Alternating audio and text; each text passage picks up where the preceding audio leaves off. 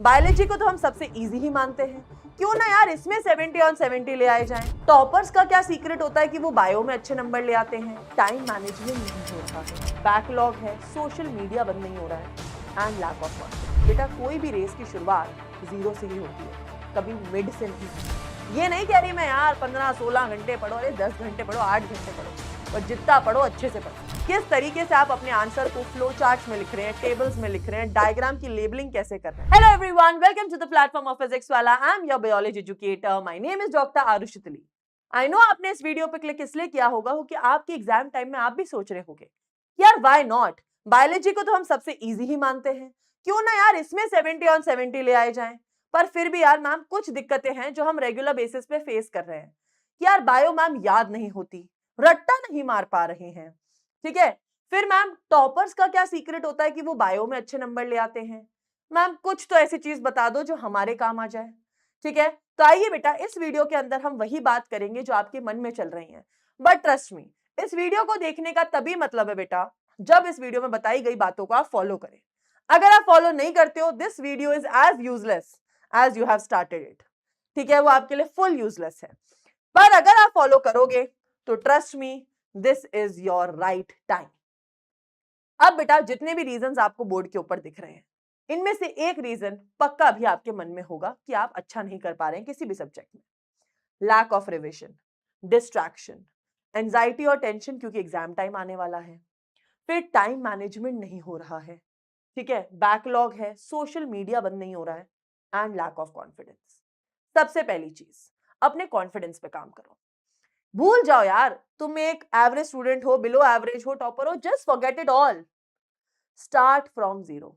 बेटा कोई भी रेस की शुरुआत जीरो से ही होती है, कभी मिड से नहीं होती है। तो आप कभी भी पढ़ाई करना शुरू कर रहे हैं और आप कभी भी किसी भी क्लास का एग्जाम दे रहे हैं, आप जीरो से ही स्टार्ट कर रहे हैं। तो बेटा ये जो है लैक ऑफ कॉन्फिडेंस, ये हमें हटाना ही है। जस्ट बी कॉन्फिडेंट, जो पढ़ूंगा, जितना पढ़ूंगा, अच्छे से पढ़ूंगा।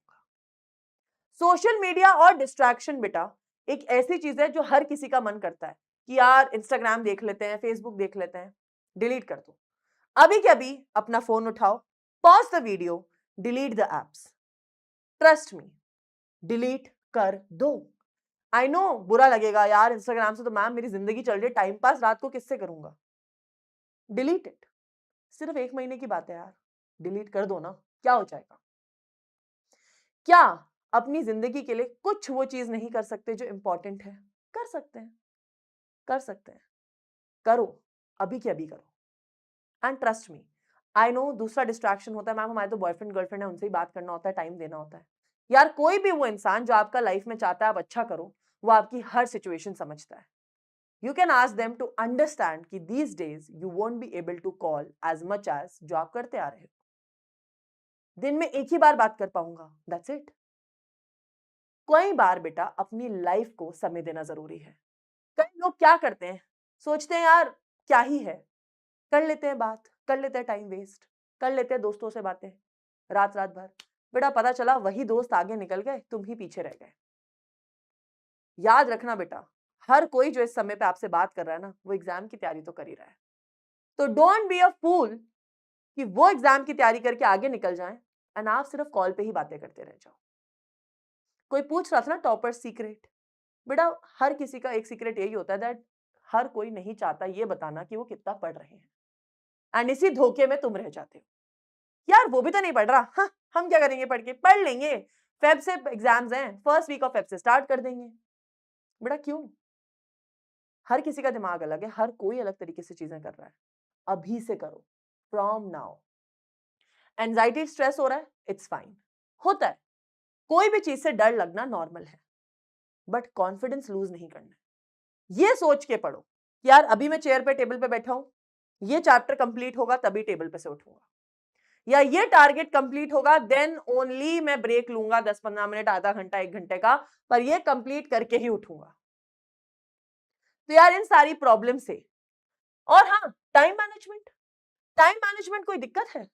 बेटा अब तो मुझे ही पता है स्कूल्स नहीं चल रहे हैं, प्री बोर्ड्स भी ऑलमोस्ट स्कूल में खत्म हो गए होंगे, स्कूल वाले भी बोर्ड एग्जाम के लिए पढ़ने के लिए छुट्टी दे चुके होते हैं। बेटा अब समय आ गया है कि जो टाइम है ना, ये मैम स्कूल भी जा रहे थे, कर रहे थे, अब समय आ गया उसे मैनेज करने लग जाओ। 24 घंटे अब तुम्हारे पास, 8 घंटे सो भी रहे हो तो बचे हुए दिन को इजीली इस्तेमाल कर सकते हो। ये नहीं कह रही मैं यार 15-16 घंटे पढ़ो, अरे 10 घंटे पढ़ो, 8 घंटे पढ़ो, पर जितना पढ़ो अच्छे से पढ़ो। अब क्या चीज हम फॉलो कर सकते हैं, ठीक है, ये वो टिप्स हैं विच आई पर्सनली प्रेफर, पर हर चीज के पीछे एक कैच है, वो मैं तुम्हें बताऊंगी। One shot lecture, one shot lecture बेटा वो देखो, पहले तो अपना एक टीचर डिसाइड करो जिनसे भी तुम बायोलॉजी देखना चाहते हो, जिनसे भी तुम्हें बायोलॉजी पढ़ के अच्छा लग रहा है, जिनकी भी तुम्हें समझ आती है, ये मैं हूं कोई और है, इट इज फाइन, उनका लेक्चर सेलेक्ट करो, पढ़ाई करने लगो, वन शॉट लेक्चर को पढ़ो।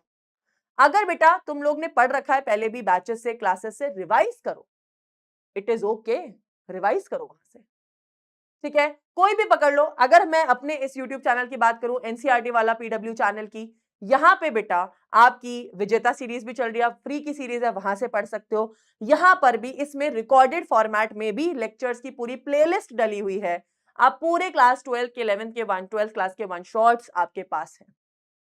कोई भी यार, तुम कहीं भी कोई भी चैप्टर का नाम डालो, आपको वन शॉट्स मिल ही जाएंगे, उन वन शॉट से पढ़ना शुरू करो। सेकेंड, क्वेश्चन प्रैक्टिस करनी है, सब्जेक्टिव प्लस ऑब्जेक्टिव। ये एक तो बड़ी प्रॉब्लम है यार, बोर्ड एग्जाम आते हुए ना बहुत बच्चे तब भी ऑब्जेक्टिव के ही लगे हुए हैं। बेटा ऑब्जेक्टिव आते हैं बट सब्जेक्टिव की प्रैक्टिस, और सब्जेक्टिव प्रैक्टिस मतलब ये नहीं होता कि क्वेश्चन की रीडिंग करना। सब्जेक्टिव प्रैक्टिस करना होता है एक्चुअली सब्जेक्टिव क्वेश्चंस को लिख के प्रैक्टिस करना। मैं ये नहीं कह रही यार हर क्वेश्चन, पर जो भी क्वेश्चन तुम्हें लगता है कि तुम एग्जाम टाइम में कैसे लिखोगे या लिख भी पाओगे कि नहीं, उसे लिखने की प्रैक्टिस करो।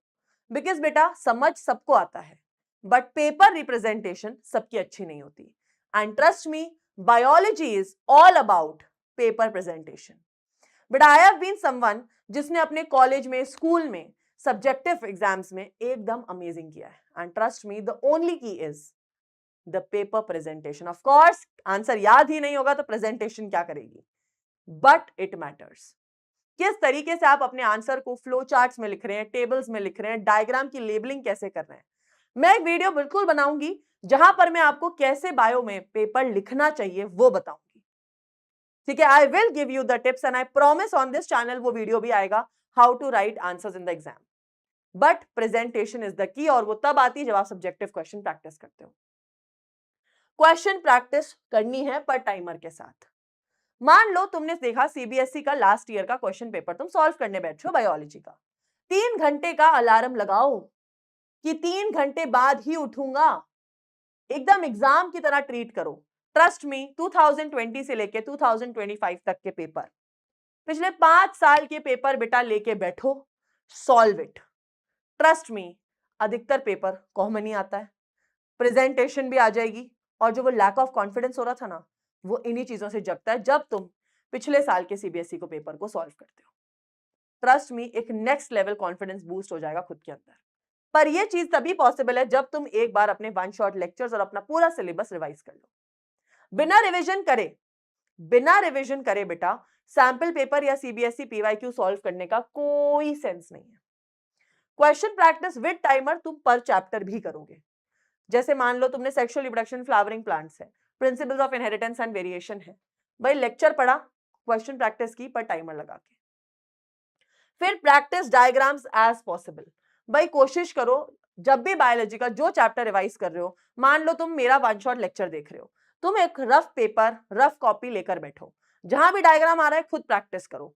बेटा डायग्राम देखने में इजी लगता है, बनाते टाइम ना अधिकतर लेबलिंग्स भूल जाते हैं, ड्रॉ करना भूल जाते हैं। जब तक प्रैक्टिस नहीं रहेगी वो परफेक्ट बनेगा नहीं, तो ये बनाने की कोशिश तुम्हें करनी ही करनी है, ठीक है। फिर sample papers plus last year PYQ with timer, जो मैंने आपको बताया, टाइमर के बिना ये सब चीजें वेस्ट है बेटा। और मंथ तुम पीवाईक्यू कर लो, तुम सैंपल पेपर्स भी उठा सकते हो। मैं पूरी कोशिश करूंगी बेटा कि इस साल तुम्हें हर वीडियो के अंदर पीवाईक्यू, सैंपल पेपर क्वेश्चन सब कराऊं, बट खुद से एक रिस्पॉन्सिबिलिटी उठाओ कि तुम्हें करना है, ये जितनी भी चीजें फॉलो करनी है अपने अंदर, बस वो जोश ठान लो। One shot revision, question practice, one shot revision, question practice, one shot revision, question practice, and then आपको PYQ that is last year previous year question paper 5 years के, दैट्स इट, इतना करना सीख लो। एंड ट्रस्ट मी, बायोलॉजी में 70 on 70 लाना is not that tough. मैं कर सकती हूँ, आप भी कर सकते हो और बहुत बच्चे कर सकते हैं। ठीक है, प्रॉमिस करेंगे इस वीडियो के नीचे ही कि ma'am we will do it या I can do it, because बेटा यही चीजें हैं जो आपको आगे पहुंचाती हैं। बट अपने आप से प्रॉमिस जरूरी है। मेरे से प्रॉमिस करके क्या ही कर लोगे?